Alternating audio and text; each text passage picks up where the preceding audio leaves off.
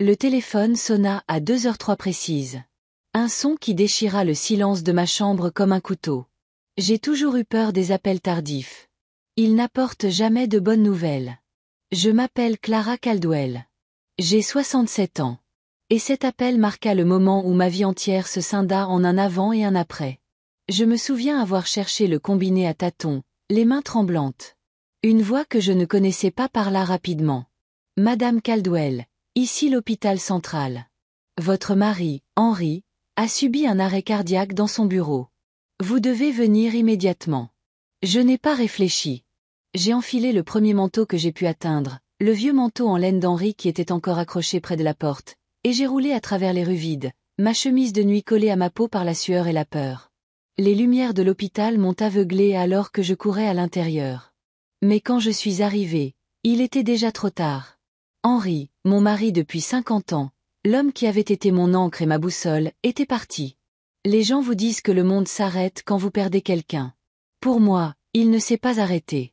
Il a tourné plus vite, plus cruellement. Je me suis entendu crier sans un son, comme si l'air m'avait été volé. J'ai serré plus fort le manteau d'Henry autour de moi, comme si les fils pouvaient recoudre mon cœur. Henry était un homme bon. Il travaillait comme ingénieur devenu investisseur immobilier, stable et discret. Le genre d'homme qui n'oubliait jamais de m'embrasser sur la joue avant de partir au travail. Chaque matin, il préparait mon café avant même que j'ouvre les yeux.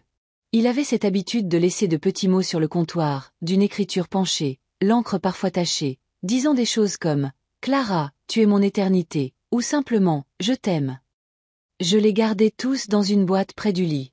Cette nuit-là, après sa mort, j'en ai tenu un dans ma main jusqu'à ce que mes jointures blanchissent.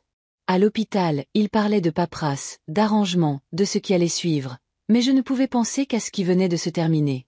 Mon fils, Michel, est arrivé plus tard ce matin-là avec sa femme, Vanessa. Mon fils avait l'air brisé, le visage pâle, les épaules voûtées comme si le poids de la perte de son père l'enfonçait dans le sol. Mais Vanessa, elle est arrivée avec ses cheveux parfaits et ses ongles impeccables. Des lunettes de soleil perchées sur sa tête alors que le ciel était gris. Elle pleurait, oui, mais pas comme une belle fille en deuil. Ses larmes semblaient mesurées, ses mains serrant les miennes plus pour la montre que pour le réconfort. J'ai senti ses doigts se relâcher dès que personne ne regardait. Dans ces heures de chagrin, j'ai remarqué quelque chose que les autres n'ont pas vu. Les yeux de Vanessa balayaient la salle d'attente. Pas vers l'horloge, pas vers le sol, mais vers l'homme en costume élégant assis à 2 chaises de là. Un promoteur immobilier nommé Richard Dubois. Leur bref regard, leur échange chuchoté a creusé un soupçon profond en moi. C'est dans les jours qui ont suivi les funérailles d'Henry que j'ai découvert ce qu'il avait fait. Henry avait discrètement tout transféré, 12 maisons de location, une galerie marchande et des millions en actions, à mon seul nom. Pas à celui de Michel, ni à celui de Vanessa. Le mien. Il l'avait fait 3 mois avant sa mort. Je n'ai rien dit. Ni à Michel, ni à Vanessa, ni à personne. J'ai caché la vérité même à mon propre fils parce qu'Henry m'avait laissé plus que des biens. Il m'avait laissé des instructions griffonnées dans une lettre que j'ai trouvée dans son bureau. Clara, écrivait-il, si tu lis ceci, c'est que je n'ai pas pu te le dire à temps. Les yeux de Vanessa sont plus tournés vers l'argent que vers la famille. Je crains qu'elle n'éloigne Michel de ce qui compte. J'ai tout mis à ton nom. Non pas pour que tu le gardes, mais pour que tu le protèges. Protège l'avenir d'Aaron. Protège Michel, même de lui-même. Elle se battra. Reste silencieuse. Reste stable. La paperasse te protégera. La patience sera ton arme. En lisant ces mots, mes larmes tombaient sur la page, faisant baver l'encre. La prévoyance de mon mari est devenue mon fardeau. Son silence est devenu mon vœu.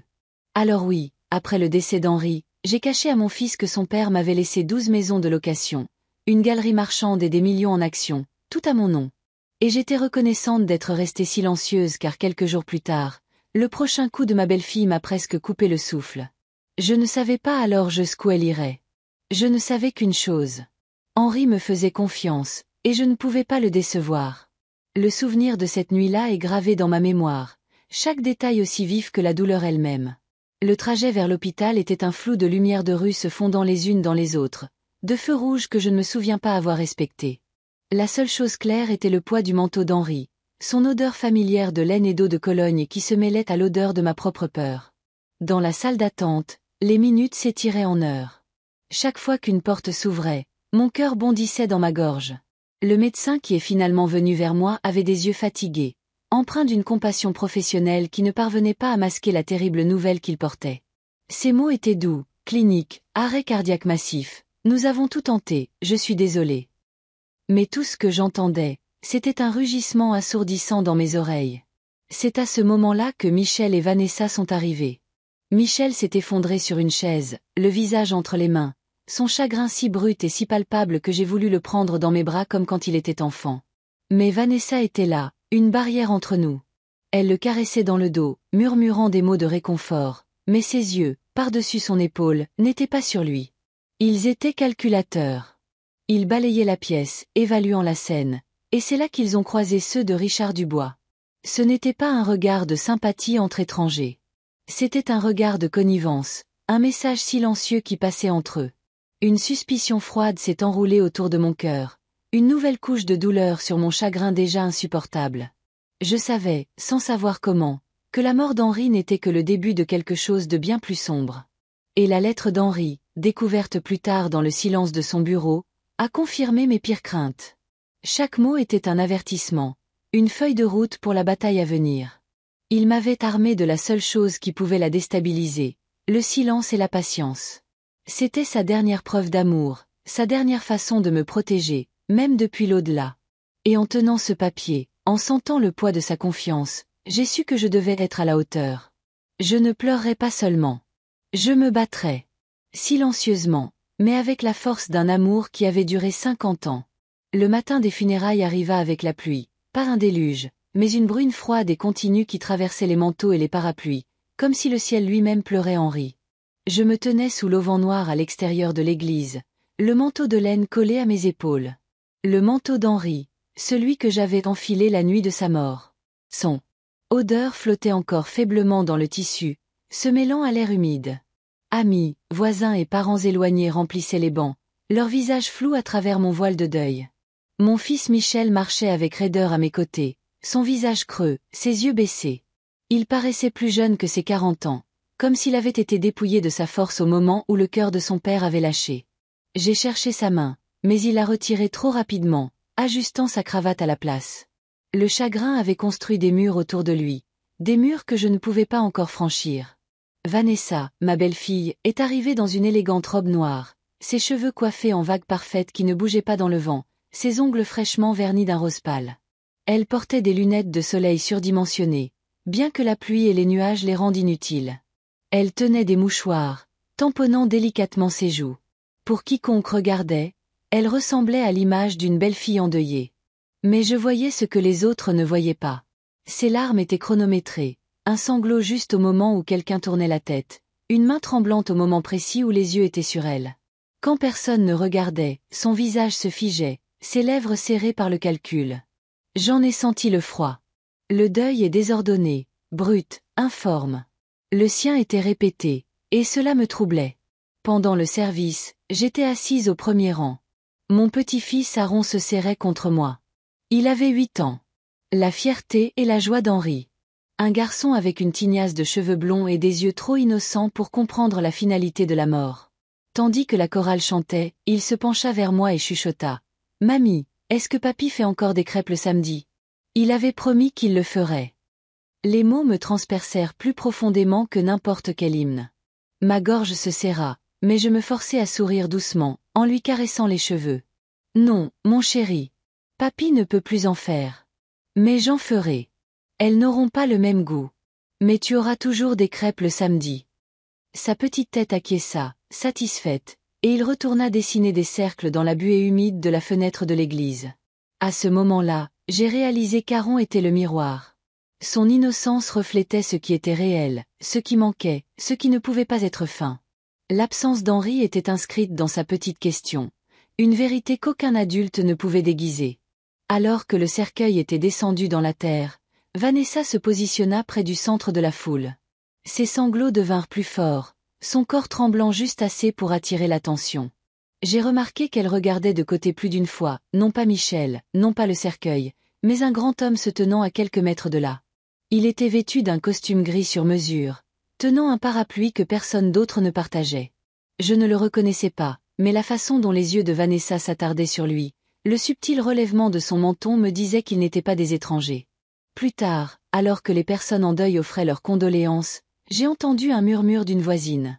C'est Richard Dubois, le promoteur de la ville. Étrange qu'il soit ici, n'est-ce pas? J'ai enregistré le nom dans mon esprit, bien que mon cœur sût déjà qu'il était important. Michel, pauvre Michel, a traversé la journée comme un fantôme. Il a accepté des poignées de main, reçu des mots de réconfort creux, mais je pouvais voir qu'il était perdu, sans amarre. Quand il s'est finalement assis à la réception, Vanessa l'a guidé d'une main douce sur son épaule, son visage gravé d'une sollicitude étudiée. Mais alors qu'elle se penchait près de lui, ses yeux se tournèrent de nouveau vers Richard et un sourire fugace effleura ses lèvres avant de disparaître derrière un autre mouchoir. Je me tenais au bord de la pièce, tenant une assiette en carton de nourriture intacte et j'observais. Mon chagrin était réel, lourd, suffocant. Le sien était un costume qu'elle portait bien. Je savais qu'Henri avait soupçonné quelque chose avant de mourir, mais je n'avais pas voulu y croire. Debout là, à écouter la pluie tambouriner contre les fenêtres, j'ai commencé à voir clairement ce qu'il avait dû voir, lui aussi. Aaron tira sur ma main. « Mamie, on peut rentrer à la maison maintenant? J'ai froid. » Sa petite voix me ramena au présent. Je me penchai pour embrasser le sommet de sa tête, mon cœur se serrant. « Oui, mon chéri. Nous rentrerons bientôt à la maison. » En regardant autour de moi dans la pièce mon fils brisé, ma belle-fille calculatrice et l'homme mystérieux en costume gris, j'ai senti une étrange clarté monter à travers ma tristesse. Quelque chose n'allait pas. Quelque chose se déroulait juste devant moi. Et bien que je n'ai rien dit ce jour-là, les mots d'Henri résonnaient dans mon esprit. Des mots de la lettre que je n'avais pas encore partagée avec qui que ce soit. Reste silencieuse. Reste stable. La paperasse te protégera. La patience sera ton arme. Dans la bruine à l'extérieur, alors que les parapluies s'éloignaient en dodelinant et que le cimetière se remplissait de flaques, je me suis promis de garder le silence. Mais je me suis aussi promis de ne pas fermer les yeux, car parfois, le témoin le plus silencieux est celui qui voit le plus. 3 jours après les funérailles, je reçus un appel de l'avocat d'Henri, Maître Leblanc. Il était l'ami d'Henri depuis près de 30 ans, un homme à la voix calme et au ton mesuré. « Clara, dit-il, il est temps de lire le testament. Je sais que vous êtes en deuil, mais cela ne peut pas attendre. » Le lendemain matin, je m'habillai d'une simple robe bleu marine et portai à nouveau le manteau d'Henri. Je le sentais près de moi quand je le portais, comme si ses bras m'entouraient encore. Michel nous conduisit en ville, silencieux tout le trajet. Vanessa était assise sur la banquette arrière, faisant défiler son téléphone, soupirant bruyamment comme si le trafic lui-même était une insulte à son chagrin. Aaron était resté chez une voisine, trop jeune pour assister à de telles procédures. Le bureau de Maître Leblanc sentait légèrement le cuir et les vieux livres. Il nous fit signe de nous asseoir à la table en chêne poli. Des papiers étaient soigneusement rempilés devant lui, une enveloppe scellée reposant sur le dessus. « Voici le dernier testament d'Henri », commença-t-il en ajustant ses lunettes. Daté de 3 mois avant son décès. Je croisai les mains sur mes genoux, mon cœur battant la chamade. Henri ne m'avait rien dit avant sa mort, mais quelque chose dans le ton de l'avocat me disait que ce ne serait pas simple. Il s'éclaircit la gorge. À ma bien-aimée épouse, Clara Caldwell, je lègue la totalité des 12 propriétés locatives actuellement dans notre portefeuille, ainsi que la galerie marchande Caldwell et toutes les actions détenues dans mes comptes d'investissement. La pièce se figea. La tête de Michel se tourna brusquement vers Maître Leblanc, ses yeux écarquillés. Tout à ma mère. Sa voix se cassa, incrédule. Les lunettes de soleil de Vanessa glissèrent sur son nez, révélant des yeux qui brûlaient plus fort que la pluie dehors. C'est absurde, lança-t-elle. Nous vivons dans une de ces maisons depuis plus de 10 ans. Michel mérite sa part. Ce doit être une erreur. La voix de Maître Leblanc resta calme. Il n'y a aucune erreur. Votre mari a été très méticuleux, Madame Caldwell. Chaque ligne est en ordre, attestée par des témoins, notariés, juridiquement contraignante. Vanessa se pencha en avant, ses mains agrippant la table. C'est du vol. Mon mari est le seul fils d'Henri. Comment a-t-il osé nous déshériter? La voix de Michel tremblait. Maman, pourquoi papa ne m'a rien dit? Pourquoi n'a-t-il rien dit? Ses yeux rencontrèrent les miens, désespérés, cherchant des réponses. Je sentis le poids de chaque regard peser sur moi. À ce moment-là, j'aurais pu parler. J'aurais pu défendre le choix d'Henri, expliquer ses craintes, ses soupçons. Mais je me souvins de son écriture. Les mots gravés dans la lettre que j'avais déjà trouvée dans le tiroir de son bureau, mais que je n'avais pas encore lue à voix haute à quiconque. Reste silencieuse. Reste stable. La paperasse te protégera. La patience sera ton arme. Alors je ne dis rien. Le silence peut être plus fort que n'importe quel cri. Je croisai simplement les mains plus fermement, mon visage calme, mes yeux stables. Mon immobilité déstabilisa Vanessa plus que des mots n'auraient jamais pu le faire. Elle s'agita sur son siège, sa bouche se tordant parce que la colère ne peut lutter contre une certitude tranquille. Maître Leblanc continua la lecture. À mon fils, Michel, je lègue ma bibliothèque personnelle et ma collection d'outils de l'atelier. Puisse-t-il lui rappeler la valeur de la connaissance et de la construction de quelque chose de ses propres mains? La bouche de Michel s'ouvrit, puis se referma, son chagrin se tordant en confusion, puis en honte. Il s'affaissa dans sa chaise, évitant mon regard. Vanessa faillit bondir sur ses pieds. Des livres, des outils, pendant qu'elle reçoit des millions en immobilier et en actions. Non, ce testament ne tiendra pas. Je vais le contester. Maître Leblanc posa ses paumes à plat sur la table. Vous êtes libre de contester, Madame Michel Caldwell, mais Henri était méticuleux. Le tribunal verra clairement son intention. Elle me foudroya du regard comme si j'étais l'architecte de son malheur. Ses mots crachèrent comme du venin. Tu crois que tu as gagné, n'est-ce pas, Clara? Assise là, si suffisante, laissant Henri te tout donner. Mais ce n'est pas fini. Je soutins son regard, sans ciller. Et toujours, je ne dis rien. Le changement de pouvoir était palpable. Elle s'agitait avec des mots tandis que je détenais la force du silence. Henri m'avait armé de ce calme, et je le brandirais comme un bouclier. Quand la lecture fut terminée, Maître Leblanc demanda à Michel et Vanessa de sortir un instant. Il me tendit une enveloppe séparée, son papier usé à force d'avoir été manipulé. Henri m'a demandé de ne vous donner ceci qu'à vous, dit-il doucement. Je l'ouvris avec des mains tremblantes. À l'intérieur se trouvait la lettre d'Henri. L'encre était légèrement passée, mais les mots étaient nets.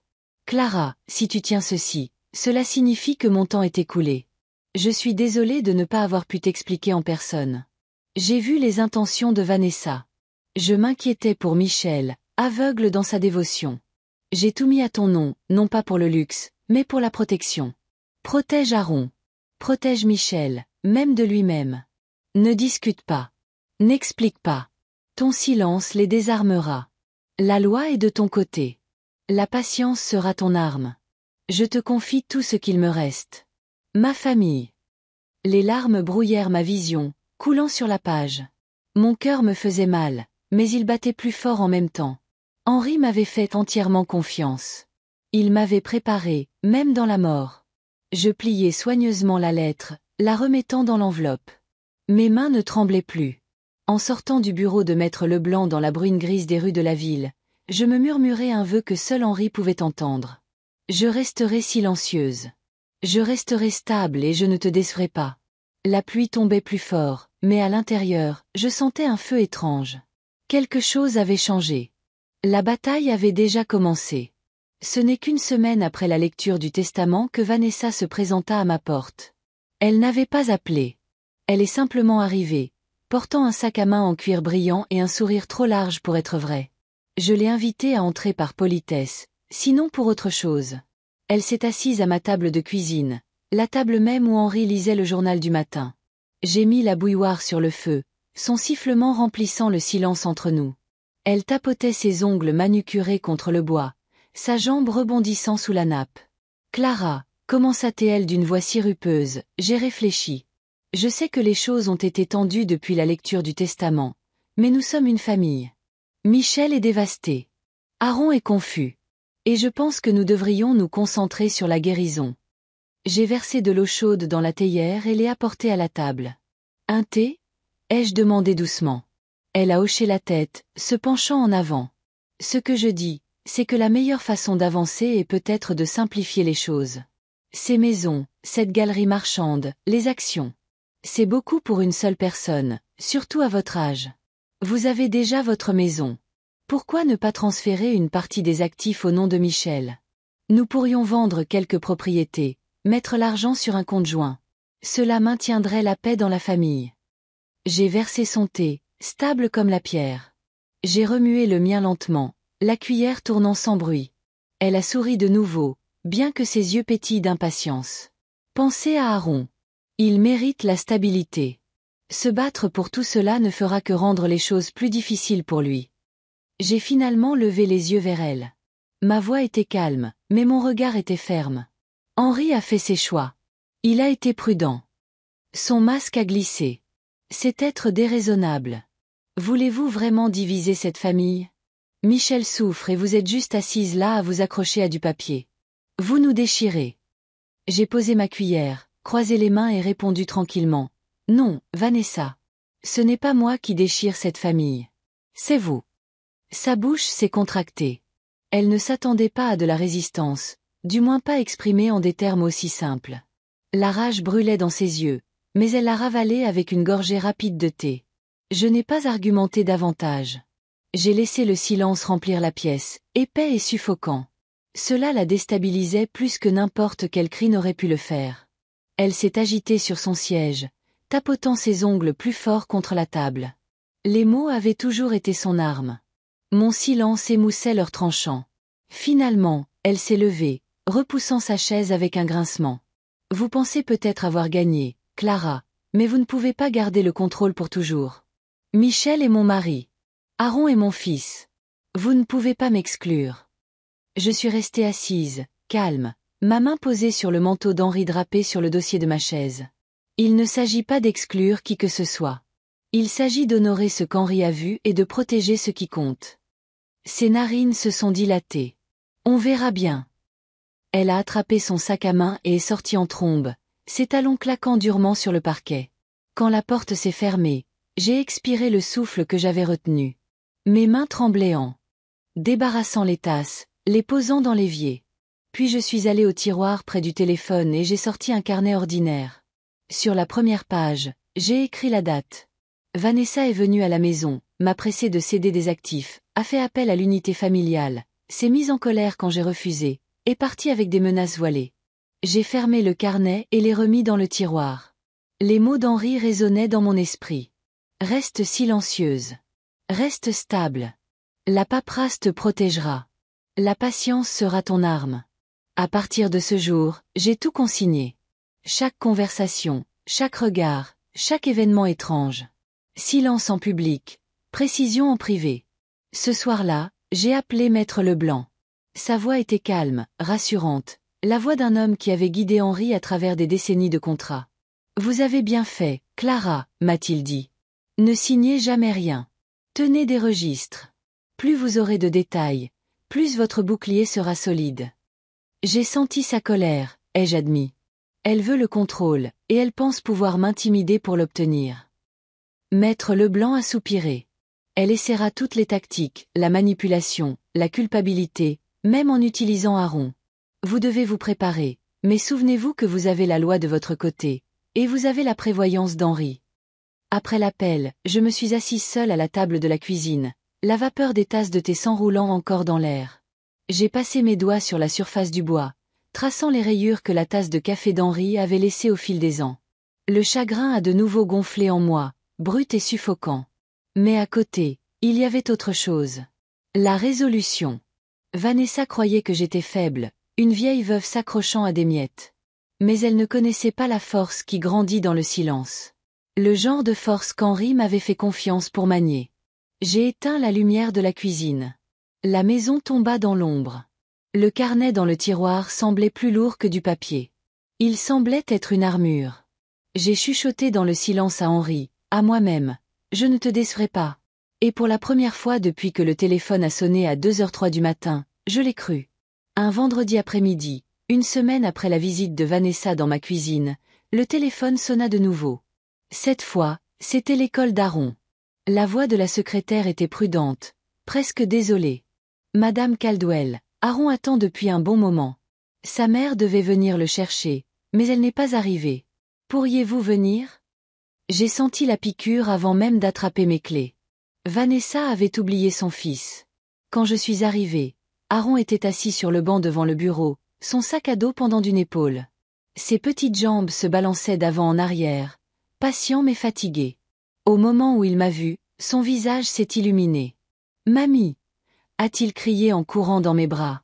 Je l'ai serré fort, le nœud dans ma poitrine à la fois douloureux et tendre. « Je suis là, mon chéri !» ai-je murmuré. « Allons à la maison. » Dans la voiture, Aaron bavardait comme le font les enfants quand ils ont attendu trop longtemps. Maman a dit qu'elle partait en voyage. Elle m'a dit de ne pas le dire à papa, mais je peux te le dire à toi, n'est-ce pas, mamie? J'ai gardé les yeux sur la route. Tu peux toujours tout me dire, Aaron. Il s'est penché plus près, baissant la voix, bien qu'il n'y ait personne d'autre dans la voiture. Elle est allée à la Côte d'Azur avec monsieur Richard. Il lui a acheté une glace sur la plage. Elle m'a envoyé une photo mais m'a dit de ne pas la montrer à papa. Les mots tombèrent lourdement. La Côte d'Azur. Richard, l'homme que j'avais vu aux funérailles. Mes mains se sont crispées sur le volant jusqu'à ce que mes jointures blanchissent. Aaron continua innocemment, inconscient du poids de ce qu'il disait. Elle a dit que monsieur Richard pourrait nous trouver une grande maison en Arizona avec une piscine, mais je ne veux pas déménager. J'aime bien ici avec toi et papa. Je me suis garée dans mon allée et j'ai coupé le moteur, le laissant tourner un instant. Je me suis tournée vers lui lentement, la gorge sèche. L'Arizona. Il a hoché la tête, balançant ses jambes. Ouais, maman a dit que l'Arizona est ensoleillé et loin, mais je lui ai dit que les crêpes du samedi avec toi me manqueraient. Cette phrase a brisé quelque chose en moi. Mon cœur s'est gonflé de chagrin et de fureur à la fois. Henri avait eu raison. Il avait vu son ambition, sa tromperie avant nous tous. Et maintenant, par la voix pure d'un enfant de 8 ans, la vérité éclatait. À l'intérieur de la maison, j'ai installé Aaron à la table avec un verre de lait et des biscuits. Il grignotait joyeusement, des miettes s'éparpillant, fredonnant un petit air qu'Henri avait l'habitude de siffler. Je me tenais derrière lui, posant mes mains sur le dossier de sa chaise, observant l'innocence de ses mouvements. Puis le poids de tout cela m'a écrasé. Je suis allé dans le salon, me suis laissé tomber sur le canapé et j'ai enfoui mon visage dans le manteau d'Henri. Son odeur était plus faible maintenant, mais suffisante pour évoquer des souvenirs. Ses rires les dimanches matins, le bruit de ses bottes près de la porte, le grattement de son stylo sur ces petits mots qu'il me laissait.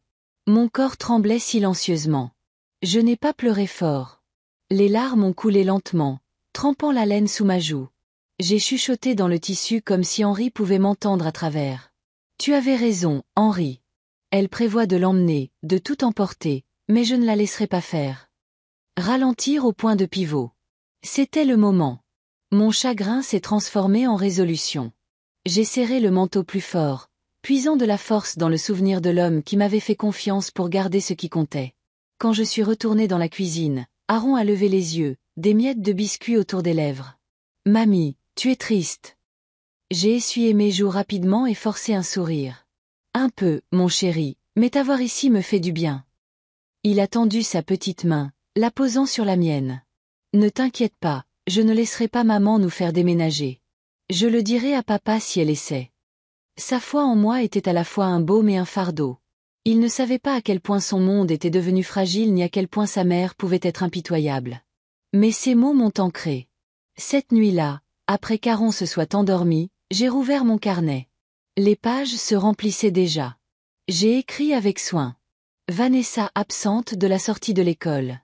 Aaron rapporte qu'elle a voyagé à la Côte d'Azur avec Richard Dubois. Il dit qu'elle a parlé de déménager en Arizona de façon permanente. Preuve de dissimulation à Michel. Plan potentiel de relocalisation de l'enfant. J'ai souligné Arizona 2 fois. Puis j'ai pris le téléphone et appelé Maître Leblanc. Sa voix était stable à travers la ligne. Vous faites exactement ce qu'il faut, Clara. Notez tout. Un schéma émergera et le tribunal le verra. Mais ne la confrontez pas encore. Patience. Rappelez-vous, votre silence sera plus fort que n'importe quel argument. Après l'appel, j'ai traversé la maison obscure, vérifiant chaque serrure, chaque fenêtre. Je me suis arrêtée à la porte d'Aaron, le regardant dormir, sa petite poitrine se soulevant et s'abaissant paisiblement. J'ai chuchoté dans l'ombre. Je te garderai en sécurité, peu importe le prix. Pour la première fois depuis des semaines, j'ai ressenti de la certitude. La bataille ne concernait pas les biens, ni l'orgueil. Il s'agissait de protéger un garçon innocent d'une mère qui le voyait comme une monnaie d'échange. J'ai éteint la lumière. Le manteau d'Henri drapé sur mon bras, je suis allée me coucher avec un vœu brûlant dans mon cœur. C'était un mercredi soir quand Vanessa m'a appelé à l'improviste.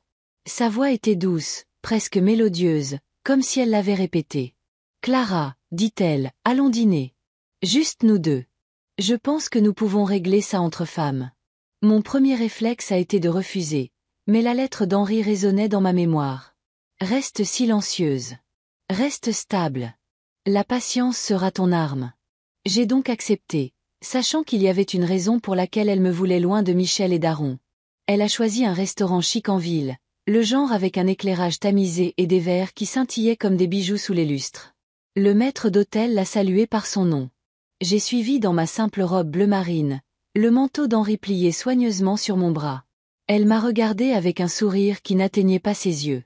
Nous nous sommes assises l'une en face de l'autre dans une banquette en cuir rouge. Le serveur a versé de l'eau et s'est retiré. Vanessa n'a même pas jeté un œil au menu.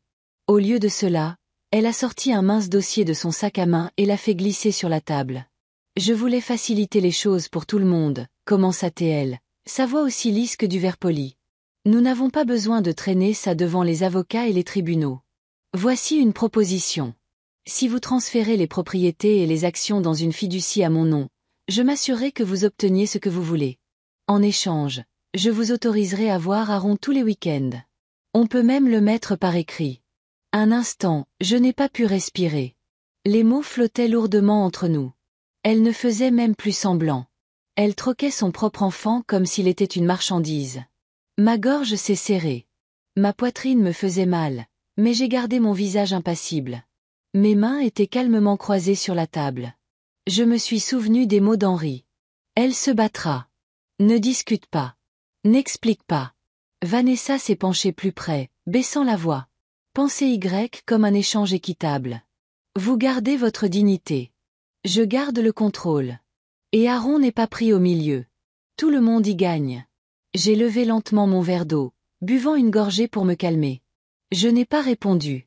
Mon silence l'a fait froncer les sourcils. Elle a tapoté le dossier avec son ongle manucuré. Vous devriez le lire.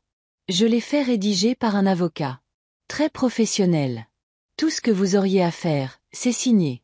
J'ai ouvert le dossier avec précaution. Le langage juridique se brouillait devant mes yeux, mais le sens était clair. Transfert de titre. Transfert de fonds. Son nom partout où le mien était autrefois. Je l'ai refermé, le repoussant sur la table. Toujours, je n'ai rien dit. Son sang-froid s'est fissuré. Clara, arrêtez d'être têtue. Il ne s'agit pas d'argent. Il s'agit de la famille. C'est vous qui nous divisez. Je l'ai regardé, parlant enfin, ma voix basse et ferme. Non, Vanessa, c'est vous qui nous divisez. Les mots sont tombés comme une pierre. Elle s'est figée, puis a forcé un rire, sec et sans humour. Vous pensez vraiment pouvoir tenir éternellement? Vous êtes vieille, Clara. Voulez-vous vraiment passer vos dernières années dans les salles d'audience et les cabinets d'avocats? Signez simplement et vous aurez la paix. Je m'assurerai même qu'Aaron vous respecte. Son arrogance a failli briser mon calme. Mais alors, à ce moment-là, quelque chose s'est allumé en moi. Mon esprit est retourné à la lettre d'Henri, au trait régulier de son écriture. La patience sera ton arme. J'ai regardé dans ses yeux et au lieu de la peur, j'ai ressenti de la clarté. Henri avait vu ce moment exact avant qu'il ne se produise. Il avait su qu'elle brandirait Aaron comme un appât et il m'avait armé de silence. J'ai plié ma serviette avec soin et l'ai posée sur la table. Le dîner était bon, ai-je dit d'un ton égal. Merci. Ses lèvres se sont retroussées. Vous le regretterez. Elle a attrapé le dossier, l'a fourré dans son sac à main et s'est levée si vite que sa chaise a failli basculer. Le serveur s'est retourné, surpris, mais elle est sortie sans un regard en arrière. Je suis restée assise un moment de plus, laissant la tension s'échapper de mes épaules. Mon cœur battait la chamade, mais mes yeux brûlaient d'une étrange lumière. Elle pensait m'avoir acculée, mais en vérité, elle s'était révélée. En quittant le restaurant, les lumières de la ville se brouillaient à travers l'air brumeux. J'ai serré le manteau d'Henri contre moi, chuchotant. Tu savais, n'est-ce pas? Tu as vu ça venir. À la maison, j'ai sorti mon carnet et j'ai noté chaque détail. Le restaurant, ses mots, le dossier, l'ultimatum. Puis j'ai glissé le carnet dans mon tiroir et j'ai décroché le téléphone. Maître Leblanc, ai-je dit lorsque la ligne a été établie, elle a fait son coup. Elle a essayé de me faire tout signer en échange d'un droit de visite pour Aron. Il y eut une pause. Puis sa voix est venue, calme et ferme. Bien. C'est la preuve dont nous avons besoin. Apportez-moi le dossier si vous l'avez encore. Elle l'a repris, ai-je admis. Mais je me souviens de chaque mot. Notez tout, m'a-t-il instruit. Et Clara, vous êtes plus forte que vous ne le pensez. Henri a eu raison de vous faire confiance. J'ai raccroché et je me suis assise dans la maison silencieuse. Le manteau d'Henri drapé sur mes genoux, mes doigts traçant le tissu usé. Pour la première fois, je ne me sentais pas comme une veuve survivant à peine. Je me sentais comme une gardienne veillant, silencieuse mais résolue. Vanessa m'avait montré son jeu et je n'avais pas bronché. Maître Leblanc m'appela le lendemain après-midi. Sa voix portait cette gravité tranquille à laquelle j'avais appris à faire confiance. « Clara, dit-il, je pense qu'il est temps que vous voyiez quelque chose qu'Henri a laissé derrière lui. Il ne voulait pas vous accabler de son vivant, mais il s'était préparé à cela. Pouvez-vous venir à mon bureau demain matin ? J'ai à peine dormi cette nuit-là. Mon esprit était en proie aux questions. Qu'est-ce qu'Henri savait ? Qu'avait-il caché ? À l'aube, j'étais habillée et prête. Le manteau d'Henri sur mes épaules, son poids familier me rappelant que je n'étais pas seule. Le bureau de Maître Leblanc sentait le café et le vieux papier. Il ferma les stores avant de sortir un épais dossier en manille de son armoire verrouillée. Il le posa doucement sur la table, comme s'il s'agissait de verres fragiles. Henri a engagé un détective privé 3 mois avant sa mort. Il a expliqué qu'il soupçonnait des choses à propos de Vanessa qu'il ne pouvait ignorer. Voici les conclusions. Mon estomac se noua en ouvrant le dossier. Les premières photographies étaient crues. Vanessa sortant d'un hôtel la nuit. Le bras de Richard Dubois autour de sa taille. Une autre les montrait riant pendant un dîner, leurs têtes penchées l'une vers l'autre, intimes d'une manière qu'aucune femme mariée ne devrait l'être avec un autre homme. J'ai parcouru les images avec des doigts tremblants. Certaines étaient granuleuses, prises de loin, mais la vérité était indéniable. Ma belle-fille avait trahi mon fils. Elle avait trahi la confiance d'Henri. La voix de Maître Leblanc était stable, me guidant à travers la tempête. Il y a aussi des messages. Le détective les a récupérés légalement du téléphone jeté de Richard. Il fit glisser des transcriptions imprimées sur le bureau. Je me forçai à lire. Vanessa, il est si aveugle. Je pourrais lui dire que le ciel est vert et il hocherait la tête. Richard, et le garçon. Vanessa, un poids mort, un boulet. Je ne supporte pas de le traîner partout. Une fois que nous serons installés en Arizona, peut-être que je l'enverrai en pension. Ou mieux encore, je le laisserai avec elle. Elle. Cela voulait dire moi. Les mots me coupèrent plus profondément que n'importe quel couteau. Aron n'était pas un fardeau. C'était un enfant qui aimait les crêpes le samedi matin, qui fredonnait en mangeant des biscuits, qui me chuchotait des secrets comme si j'étais son refuge. Et pour sa propre mère, il n'était rien de plus qu'un poids mort. J'ai refermé le dossier et j'ai pressé ma main sur ma poitrine. La douleur était vive, mais en dessous, il y avait autre chose. De l'acier. Henri m'avait fait assez confiance pour préparer cela. Il savait que j'aurais besoin de preuves, pas seulement de soupçons. Il avait cru que j'étais assez forte pour y faire face. Maître Leblanc se pencha en avant. Vous voyez maintenant pourquoi Henri a tout mis à votre nom. Il n'était pas cruel envers Michel. Il le protégeait, ainsi qu'Aron. Il voulait que vous portiez cette responsabilité, Clara, parce qu'il savait que vous le pouviez. J'ai essuyé mes yeux avec le coin du manteau d'Henri. Ma voix tremblait, mais elle était ferme. Alors je le ferai. Je ne la laisserai pas détruire ce qu'Henri a construit ni ce qu'Aron mérite. Maître Leblanc hocha la tête. Continuez à tout documenter. Restez silencieuse. Le moment viendra de révéler tout cela, et quand ce sera le cas, Vanessa ne pourra plus se cacher derrière le charme ou la manipulation. Les preuves sont claires. D'ici là, patience. Cette nuit-là, de retour à la maison, je me déplaçais silencieusement dans la maison. Michel s'était couché tôt, épuisé par son chagrin, sa confiance toujours enroulée autour de la femme qui le trahissait.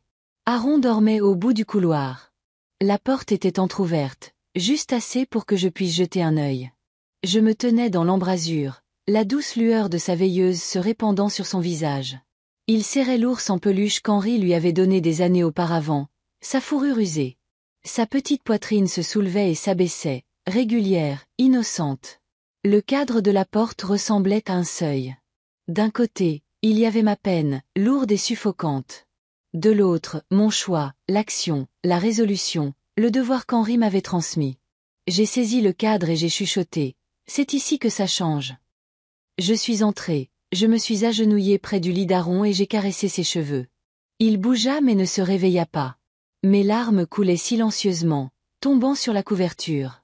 Pour la première fois, ce n'étaient pas seulement des larmes de chagrin. C'étaient des larmes de détermination. Je suis restée assise là jusqu'à ce que la maison devienne silencieuse. Le poids des preuves pesait sur moi, mais la foi d'Henri aussi. Il avait vu la tempête arriver. Il m'avait choisi comme ancre. Quand je me suis enfin levée, j'ai tiré la porte à moitié, laissant un filet de lumière briller dans le couloir. C'était symbolique, bien que personne d'autre ne le verrait. Je n'étais plus dans l'embrasure de la porte, déchirée entre le désespoir et l'action. Je l'avais franchie.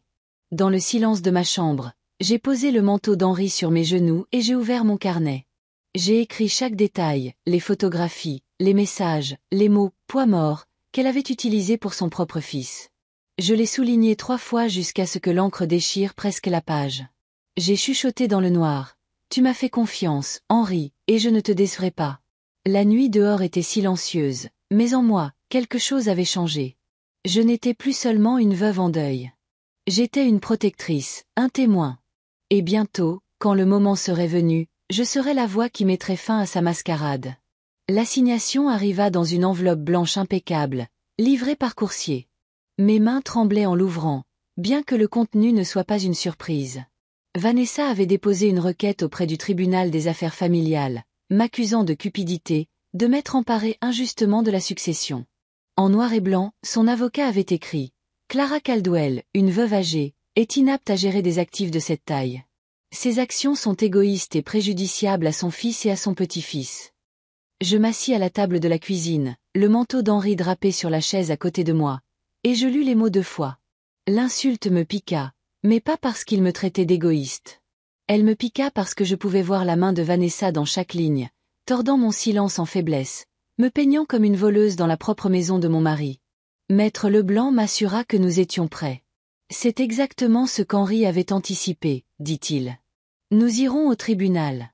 Nous présenterons les preuves et sa performance ne résistera pas à l'examen. Le palais de justice était gris et imposant, le genre d'endroit où les voix résonnent même lorsqu'elles sont prononcées doucement. Je portais à nouveau ma robe bleu marine, les cheveux tirés en arrière, et je tenais la lettre d'Henri dans mon sac comme un bouclier. Vanessa arriva dans un tailleur ajusté, son avocat à ses côtés. Michel suivait, l'air d'avoir vieilli de 10 ans en 2 semaines. Ses yeux évitaient les miens, et mon cœur se brisa devant la distance qui nous séparait. À l'intérieur de la salle d'audience, la juge prit place et les débats commencèrent. L'avocat de Vanessa se leva le premier, ses mots vifs et répétés. « Madame la juge, cette affaire est une question d'équité. Une veuve, Clara Caldwell, s'est emparée de millions de biens immobiliers et d'actifs financiers, laissant son fils et son petit-fils avec des miettes. Nous soutenons qu'elle n'agit pas de bonne foi. Les actifs doivent être redistribués. » Vanessa tamponna ses yeux avec un mouchoir, l'image même d'une épouse et mère blessée. Elle se pencha sur l'épaule de Michel, chuchotant théâtralement comme si la juge ne pouvait pas voir. Puis maître Leblanc se leva, calme comme toujours. « Madame la juge, le testament est clair. Monsieur Henri Caldwell a méticuleusement transféré chaque actif au nom de Madame Clara Caldwell 3 mois avant son décès. Ce n'était ni un oubli, ni de la coercition. C'était de la protection. Et nous avons des preuves que Monsieur Caldwell avait anticipé le comportement même dont vous êtes témoin aujourd'hui. » Il tendit à la juge le dossier en manille, les photographies, les transcriptions, les messages qui s'étaient gravés dans ma mémoire. La juge les parcourut en silence. Son front se plissa, la pièce devint tendue.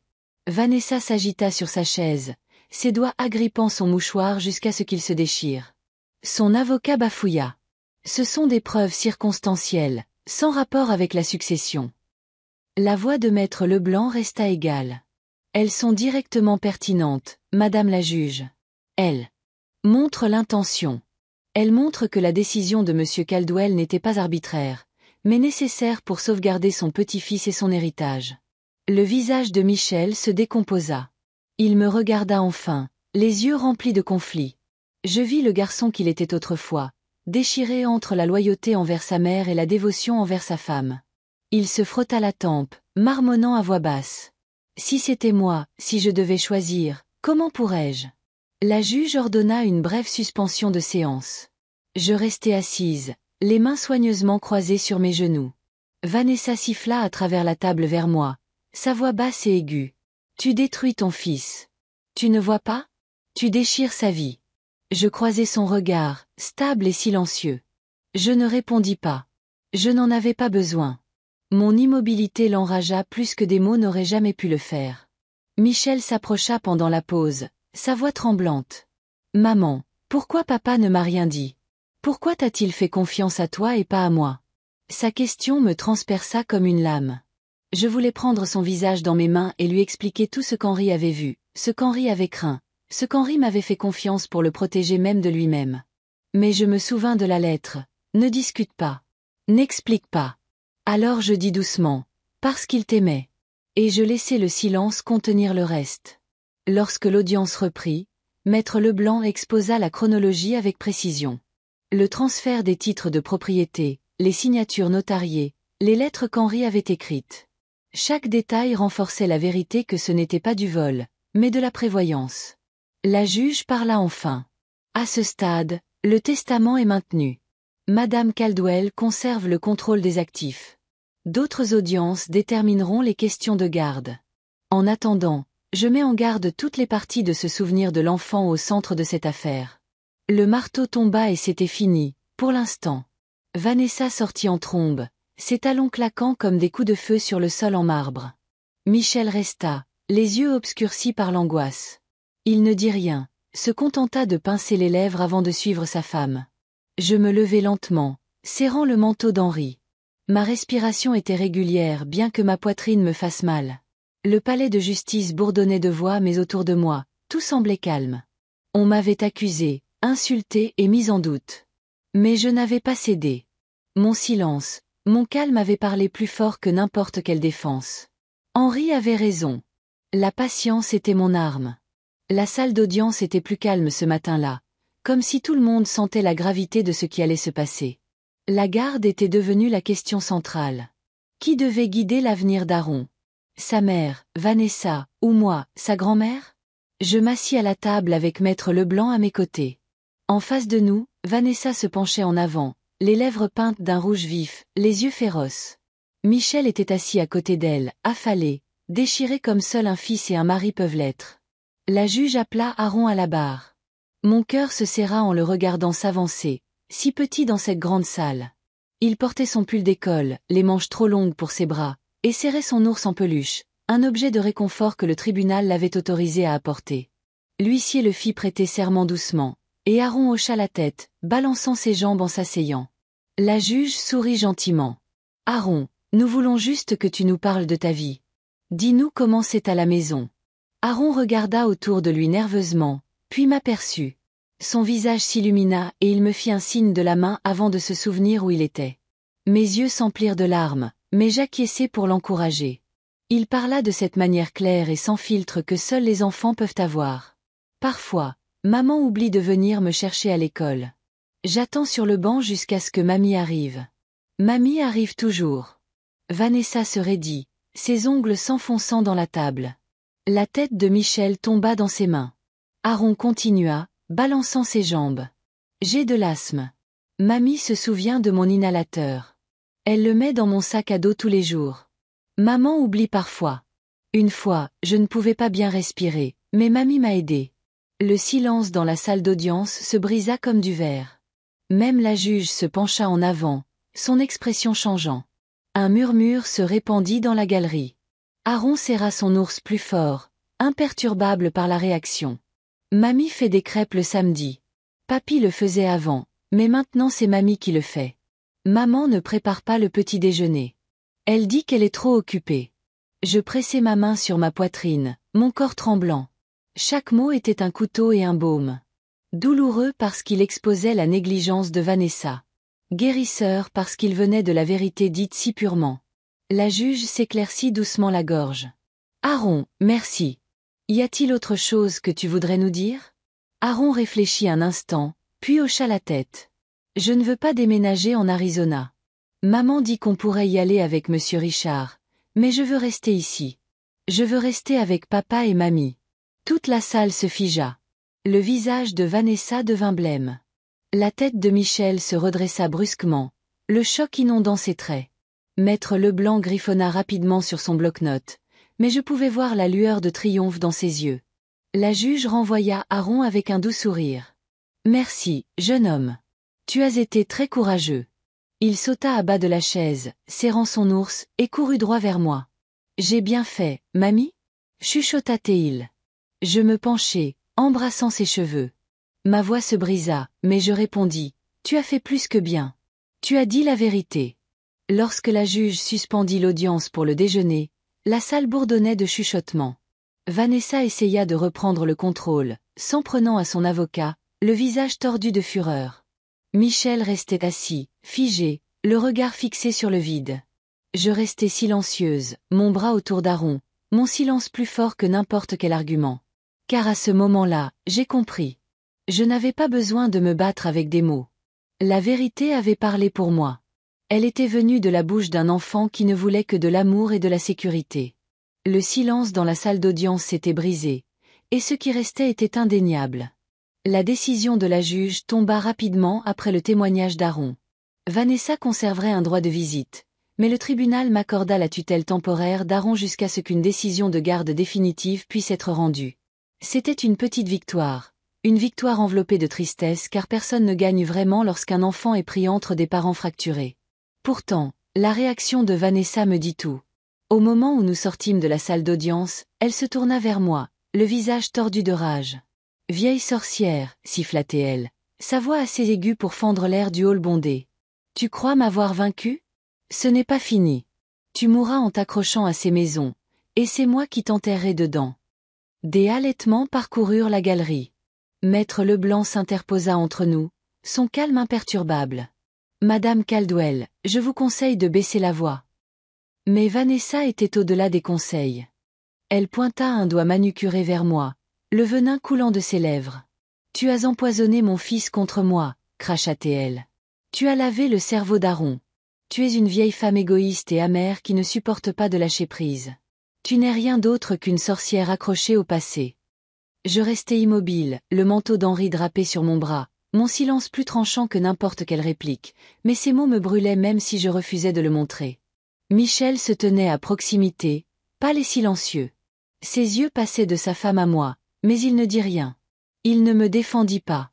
Il ne l'arrêta pas. Il se tenait juste là, la tête baissée, comme un homme se noyant dans une tempête qu'il avait choisi de ne pas combattre. Ce silence de mon propre fils fut la blessure la plus vive de toutes.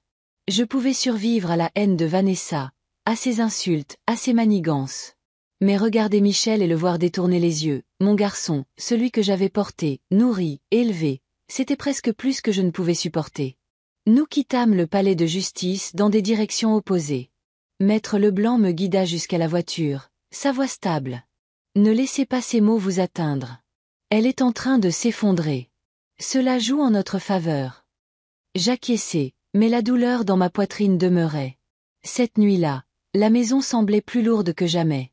J'ai mis Aaron au lit, lui ai embrassé le front et lui ai chuchoté que je l'aimais. Ses petits bras s'enroulèrent autour de moi, et je restai là, respirant sa chaleur. Quand il s'endormit enfin, je fermai doucement sa porte et descendis le couloir sombre. Dans ma chambre, je pris le manteau d'Henri de la chaise et m'effondrai sur le lit. La laine était usée maintenant, mais elle portait encore son odeur, faible et familière. Je le pressai contre mon visage, les larmes coulant à flots. « Henri !» chuchotai-je dans le tissu. « Je t'ai perdu. Et maintenant notre fils, il ne peut même pas me regarder. Il se tient à ses côtés, aveugle à ce qu'elle est. Comment puis-je me battre quand mon propre enfant ne se bat pas pour moi? » Je restai là, recroquevillé autour du manteau comme s'il pouvait me maintenir entière. Les sanglots me secouèrent jusqu'à ce que mon corps me fasse mal. J'avais l'impression que la maison elle-même pourrait s'effondrer autour de moi. Le poids du chagrin et de la trahison pesant sur chaque poutre. Mais dans le silence qui suivit, quelque chose changea. J'entendis les mots d'Henri dans ma mémoire. Stable, calme, résolu. Reste silencieuse. Reste stable. La paperasse te protégera. La patience sera ton arme. Et puis une autre vérité surgit en moi. Une que je n'avais pas osé exprimer jusqu'à présent. J'ai perdu Henri, mais je ne peux pas me perdre moi-même.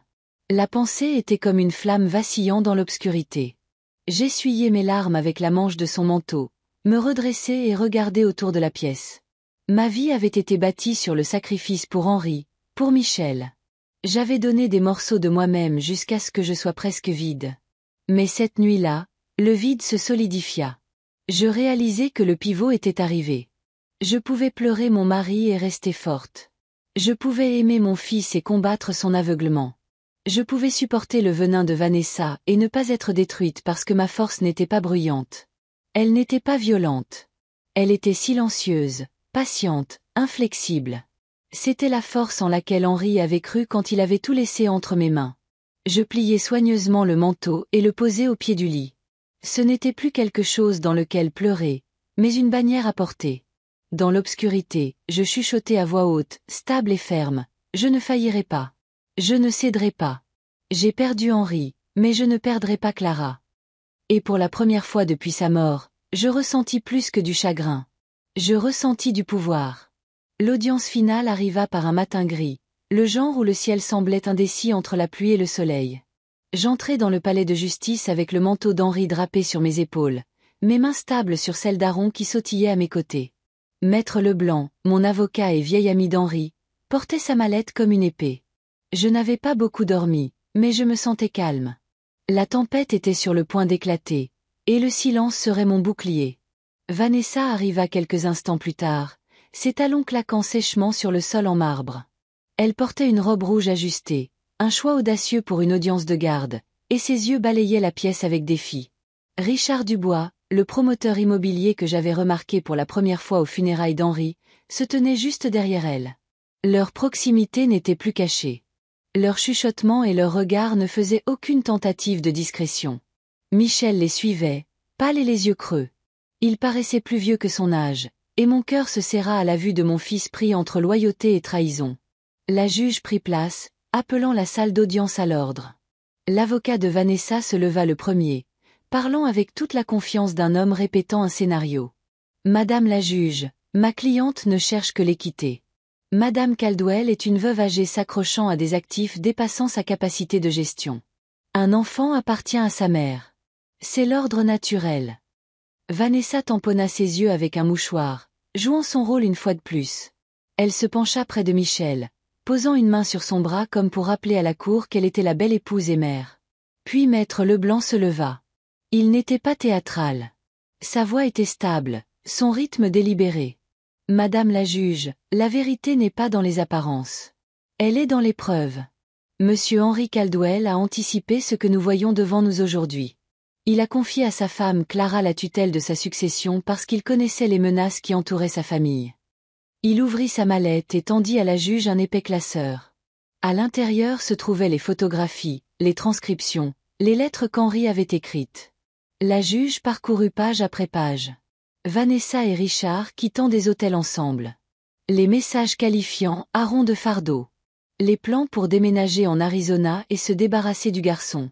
Le visage de la juge se crispa. La salle devint silencieuse.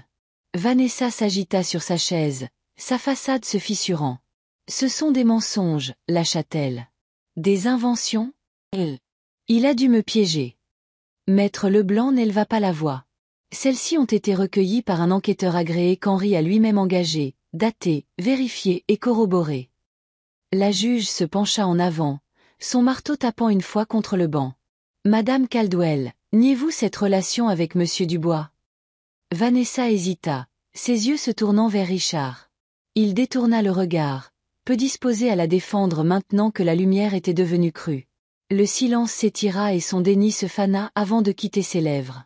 Michel était assis, rigide, ses mains agrippant la table. Il regarda sa femme, puis moi. Pour la première fois, ses yeux rencontrèrent pleinement les miens. J'y vis la dévastation, mais aussi la première étincelle de réalisation. La juge rendit sa décision avec une clarté qui trancha à travers toutes les prétentions. Compte tenu des preuves de négligence, de malhonnêteté et d'intention de déplacer l'enfant sans considération appropriée. La garde d'Aaron Caldwell est par la présente accordée à sa grand-mère, Madame Clara Caldwell. La mère, Vanessa Caldwell, se voit accorder un droit de visite supervisé uniquement. De plus, la succession restera telle que désignée par le testament de feu Monsieur Caldwell. Ce tribunal reconnaît que sa prévoyance était justifiée. Le marteau tomba. Le son résonna comme le tonnerre dans ma poitrine. Vanessa bondit sur ses pieds. Son visage était tordu de rage. C'est une imposture. Vous ruinez ma vie. Elle se tourna vers Michel, lui attrapant le bras. Dis quelque chose. Ne reste pas assis là. Mais Michel se dégagea, sa voix brisée. Tu m'as menti. Tu as menti surtout. Ces mots étaient doux mais définitifs. Richard s'avança, touchant le coude de Vanessa. Viens, c'est fini. Il la guida dehors, sa fureur se déversant en marmonnements incohérents. Le claquement de ses talons s'estompa dans le couloir jusqu'à ce qu'il n'y ait plus que le silence. Michel resta derrière, affalé sur sa chaise. Je voulais aller vers lui, le serrer dans mes bras comme je le faisais quand il était enfant, mais je restais immobile. Il avait besoin d'espace pour affronter sa vérité. Aaron tira sur ma manche. « Mamie, ça veut dire que je reste avec toi maintenant ?» Je m'agenouillai à côté de lui, les larmes brouillant ma vision. « Oui, mon chéri. Tu es en sécurité avec moi. » Il me serra fort, ses petits bras féroces autour de mon cou, et je sentis la présence d'Henri dans cette étreinte. Maître Leblanc ferma sa mallette d'un clic doux. « La justice ne rugit pas toujours, » dit-il tranquillement. « Parfois, elle murmure à travers la paperasse. » Je souris faiblement. Henri le savait, et maintenant moi aussi. En sortant du palais de justice dans la lumière grise, je ne ressentis aucun besoin de jubiler, aucun besoin de crier. Les manigances de Vanessa s'étaient effondrées sous le poids de ses propres actions. La loi avait parlé. La vérité avait prévalu. Et je n'avais jamais élevé la voix. C'était la victoire qu'Henri avait prévue pour moi. Pas bruyante, pas triomphante aux yeux du monde, mais stable, silencieuse, juste. 3 années passèrent en ce qui sembla être un seul souffle. Pourtant, chaque jour portait son propre poids. Aaron grandit, ses épaules s'élargirent, sa voix mua, mais son sourire resta le même, éclatant, sans défense, plein de promesses. La vie s'installa dans des rythmes que je n'aurais jamais cru connaître à nouveau. Les batailles s'estompèrent dans la mémoire, remplacées par les rituels tranquilles de l'amour et de la stabilité. Un soir de printemps, je me trouvai assise au premier rang de l'auditorium de son école. Les lumières s'éteignirent, le bourdonnement des conversations s'adoucit, et le rideau rouge trembla avant de se lever. Aaron se tenait sur scène, en costume, ses répliques claires et confiantes alors qu'il jouait le rôle principal dans la pièce de l'école. Mon cœur gonfla si fort qu'il sembla sur le point d'éclater. À la fin de la pièce, le public éclata en applaudissements. J'applaudis jusqu'à ce que mes paumes me fassent mal, les larmes brouillant ma vision. Aaron salua, ses yeux cherchant la foule jusqu'à ce qu'il trouve les miens. Il sourit, ce même sourire de gamin qui m'avait un jour interrogé sur les crêpes du samedi matin. Après, il se précipita vers moi, son script serré dans une main. « Mamie, tu as aimé ?» demanda-t-il, essoufflé. J'ouvris le script et là, sur la couverture intérieure, se trouvait une petite note écrite de sa main désordonnée. « Mamie, je t'aime. » Les mots me figèrent. Pendant un instant, je n'étais plus dans un couloir d'école, mais dans ma vieille cuisine, trouvant les notes d'Henri sur le comptoir. Son écriture avait été plus assurée, mais le message était toujours le même. « Clara, je t'aime. » La boucle était bouclée. Des notes tachées d'encre d'Henri aux mots griffonnés au crayon d'Aaron. L'amour nous avait portés à travers les tempêtes et nous avait ancrés dans le calme. Je pressai le script contre ma poitrine, submergé par l'écho du passé et du présent qui s'entrelaçaient. Aaron pencha la tête. « Mamie, tu pleures. » Je ris doucement, essuyant les larmes. Juste un peu, mais ce sont de bonnes larmes. Ce soir-là, après notre retour à la maison, je m'assis dans mon fauteuil, le manteau d'Henri drapé à proximité. Aaron était à l'étage, fredonnant en se préparant pour la nuit. Je tenais le script dans mes mains, la note visible chaque fois que je tournais une page. Ma voix, stable mais tendre, emplit le silence. Je pensais que le silence était une faiblesse, que ne pas parler, ne pas se défendre bruyamment signifiait abandonner. Mais j'ai appris que le silence, lorsqu'il est choisi avec force, est un pouvoir. Henri me l'a appris. Et maintenant, Aaron me le rappelle chaque jour. Je regardais la caméra de la mémoire, le public invisible que je portais dans mon cœur. Mes mots n'étaient plus seulement pour moi. Ils étaient pour quiconque s'était déjà senti invisible, inaudible, mal aimé. Si l'on vous a déjà dit que votre voix n'a pas d'importance, sachez ceci. La justice ne crie pas toujours. Parfois, elle murmure. Parfois, elle attend patiemment sur le papier. Dans les choix silencieux que vous faites, dans la dignité que vous refusez d'abandonner. Et quand le moment vient, cette force tranquille parle plus fort que n'importe quel cri. Je fis une pause, respirant profondément, laissant la vérité reposer dans le silence. Si vous avez vécu quelque chose de semblable, si vous avez porté la douleur en silence, je veux vous entendre. Partagez votre histoire dans les commentaires, car la justice peut être silencieuse, mais elle est réelle et nous ne sommes jamais aussi seuls que nous le pensons. Avant que les histoires ne se terminent, je voulais tendre la main à travers l'écran pour offrir de la chaleur comme Henri m'avait autrefois offert de petits mots d'amour. Avant de nous dire au revoir, nous aimerions savoir d'où vous nous regardez. Est-ce un matin tranquille avec une tasse de café chaud ou une nuit tardive où des histoires comme celle-ci vous tiennent compagnie? Dites-le nous dans les commentaires. Nous lisons chacun d'eux avec gratitude.